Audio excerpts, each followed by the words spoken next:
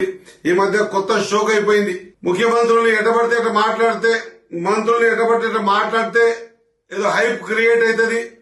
మా వార్తలు చదువుతారు, పేపర్లలో పెద్ద పెద్దగా రాస్తారు, మీడియాలలో సోషల్ మీడియాలలో మీరు పెంచి పోషిస్తున్న పింక్ మీడియాలలో పెద్దగా చూపిస్తారు.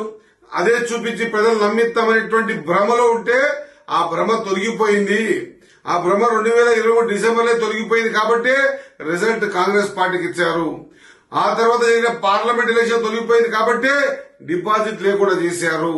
ఆ తర్వాత జరిగిన బై ఎలక్షన్స్ లో అది కంటోన్మెంటల్ కావచ్చు, రేపు రాబోయే రిజల్ట్ జూబ్లీ రిజల్ట్ కావచ్చు, దీంట్లో కూడా ప్రజలు ఇంటికి పంపిస్తా ఉన్నారు.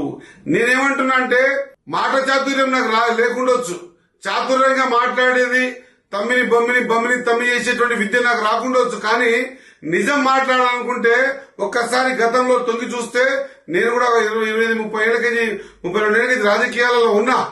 గత 9 సంవత్సరాలుగా నా మీద జరిగినటువంటి హౌస్ అరెస్టులు లేదా నా మీద జరిగినటువంటి మన పోలీస్ స్టేషన్ లో కూర్చోబెట్టే విధానాలు చూస్తే నేను ఆశ్చర్యపోయినా. ఈ విధంగా కూడా ఉంటుందా, తెలంగాణ తెచ్చుకున్నది మేము ఎందుకు అనేటువంటి సందర్భం చూశాం. కాబట్టి సోదరులారా, ఈ విధంగా మీరు ఎన్ని మాట్లాడినా కూడా ప్రజలు ఈరోజు విశ్వసించే పరిస్థితుల్లో లేరు.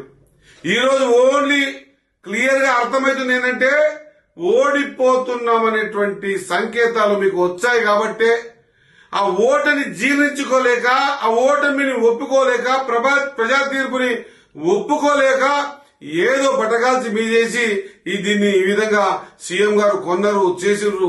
అసలు డబ్బులు పెట్టి కొనే ఓటుకు డబ్బులు ఇచ్చేటువంటి సంస్కృతి ఎవరి నుంచి వచ్చిందో ఒక్కసారి యావత్ తెలంగాణ ప్రజలకు తెలుసు అన్నమాట తెలియజేసుకుంటూ, ఒకవేళ లేదు ఇట్లా మాట్లాడడం వల్లనే రాజకీయాల్ని లైవ్ గా ఉండగలుగుతాం అనేటువంటి ఆలోచన మీకుంటే సరైన సమయంలో ప్రజలు సరైన బుద్ధి చెప్పారు, చెబుతారు కూడా అనేటువంటి మాట మరొకసారి గుర్తు చేస్తూ, నోరు అదుపు పెట్టుకుని మాట్లాడకపోతే సమాజం చూస్తా ఉన్నది. అంత అమాయకులు కాదు ప్రజలు. ఏది పడితే అది నందిని చేసి చూపిస్తే మేము చెప్పిందంతా వింటారు అనేటువంటి భ్రమలకించి దయచేసి బయటికి రావాల్సిందిగా తెలియజేసుకుంటూ